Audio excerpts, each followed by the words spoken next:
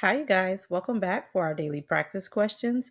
It is day 84, and as always, I like to first start with my introduction and disclaimer before getting started with our questions for today. So, for those of you who are familiar with me, hey y'all. For those of you who are new here, welcome, welcome, welcome.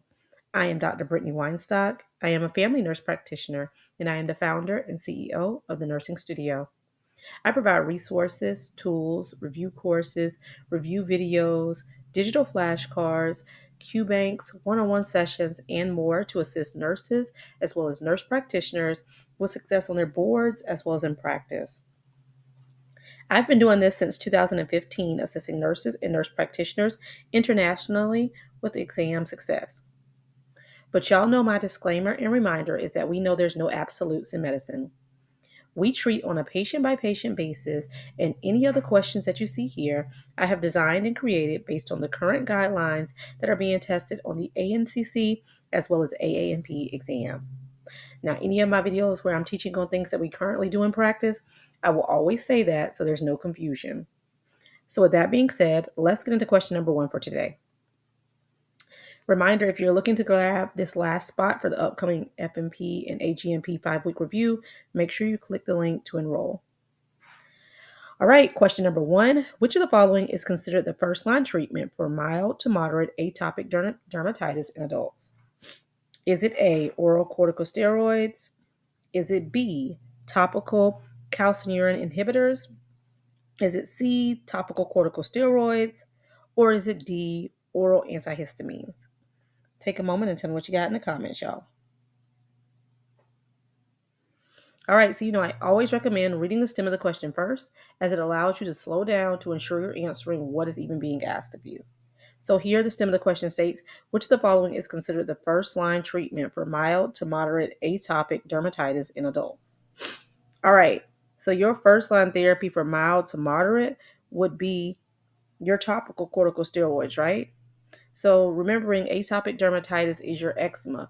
When we are in that mild to moderate stage, so a little bit more than just making sure the areas are moisturized, but you want to, when we're considering first line treatment leaning towards that moderate stage, you want to consider those corticosteroids topically because it'll help reduce the inflammation.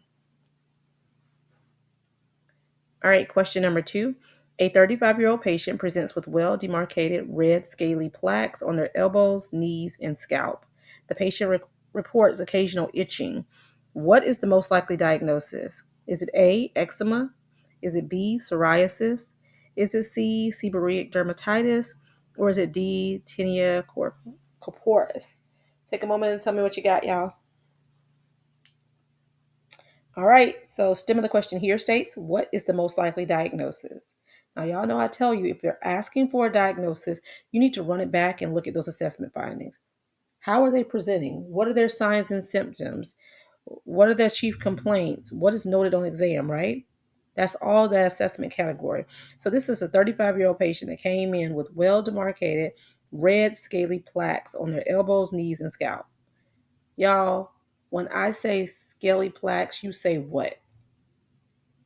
Psoriasis, right? I always say when I say this, you say that. So one thing, scaly plaques, you think psoriasis, and then well demarcated. Typically, psoriasis is well demarcated. Those borders, those edges are well demarcated, whereas eczema is not. Because I know in that presentation you can kind of say you can have scaly areas with eczema, but you also don't have plaque, so to speak. And like I said, we'll go over those derm terms so that you know exactly what those mean.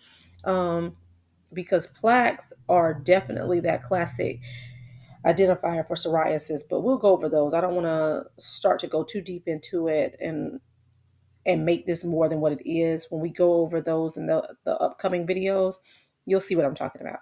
But B, psoriasis is the best answer. All right, lastly, question number three. Which of the following is the most concerning feature of a mole that may suggest it is a malignant melanoma?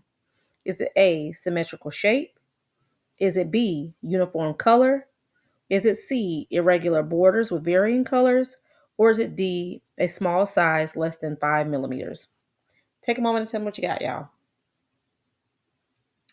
All right.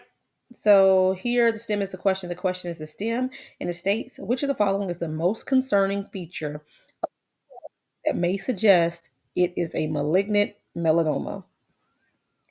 All right. And if you know about melanoma, one of those classifying things is C, the irregular borders. Irregular borders is one of the things that will be most concerning. If you see a mole that has irregular borders, you're going to be concerned because you need to start thinking of malignant melanoma as a differential diagnosis, okay? All right, you guys, I hope you found this helpful. As always, please be sure to like, comment, subscribe, and share with whomever you may think may find this beneficial as well. But y'all know what to do. Y'all make sure y'all meet me back here. And if you need any of the resources that I do offer, feel free to reach out to the Nursing Studio by giving us a call at 803 400 6864. You can also shoot a text message to this number or shoot us an email to the nursing studio, the number one at gmail.com. Everything that I do offer is linked here in the bio of this channel. And if you're looking to book any of my one on one sessions, any of my custom packages or plans, or any of my question analysis sessions, I always say either call, text, or email, as I prefer to speak with you first to gauge what you truly need to make sure you're booking the appropriate session type. All right, you guys, y'all know what to do. Y'all make sure y'all meet me back here. Happy studying. Bye, y'all.